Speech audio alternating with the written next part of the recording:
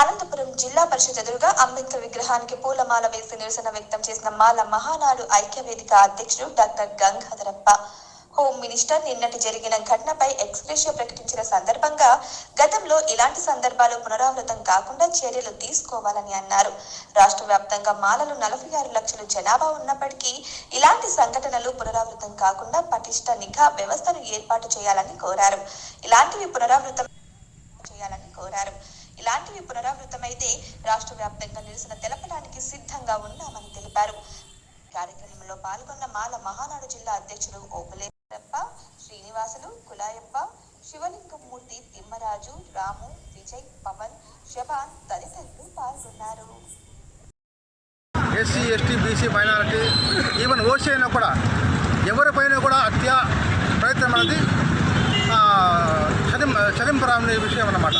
కాబట్టి సమాజంలో ఏ వర్గానికైనా కూడా ఇబ్బంది కలగకుండా చూసుకోవాల్సిన బాధ్యత ప్రభుత్వాల మీద ఉంటుందని చెప్పేసి అందరికీ తెలుసు, వాళ్ళకేం తెలియకేం కాదు.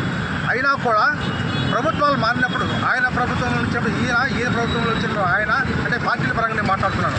సో ఎవరు వచ్చినా కూడా దళితులు అంటే చిన్న చూపుగా వాళ్ళ అత్యాచారం చేయడం కానీ, అక్రమ కేసులు బనాయించడం కానీ, ముఖ్యంగా పివి శ్రీనివాస్ కుమార్ అనేటువంటి ఆయన డీజీపీగా పనిచేస్తూ ఎంతో పేరు ప్రతిష్టలు గాయించాడు.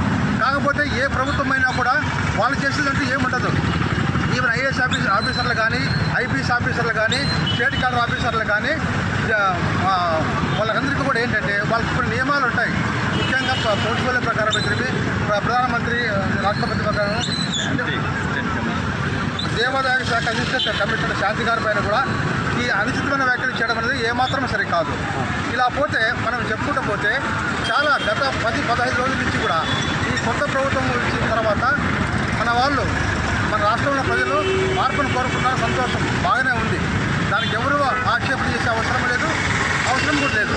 అయితే ఏంటంటే అదే క్రమంలో శాంతి భద్రతలు చాలా ముఖ్యం. పోలీసు వ్యవస్థ పైన చాలా నిఘా ఉంచాల్సిన ఆవశ్యకత ఎంతైనా ఉంది.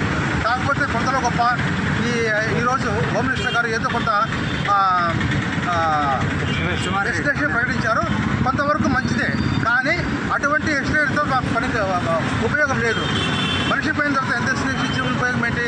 సో ఇటువంటి పునరావృతం కాకుండా నిఘా వ్యవస్థను పెంచి పటిష్టమైన చర్యలు చేపడితే తప్పించి ప్రభుత్వంలో మనుషులకు, మానవ జాతికి, ముఖ్యంగా బలహీన వర్గాలకు, ఎస్సీ, ఎస్టీ, బీసీ, మైనారిటీ వాళ్ళకు రక్షణ ఉండదని చెప్పి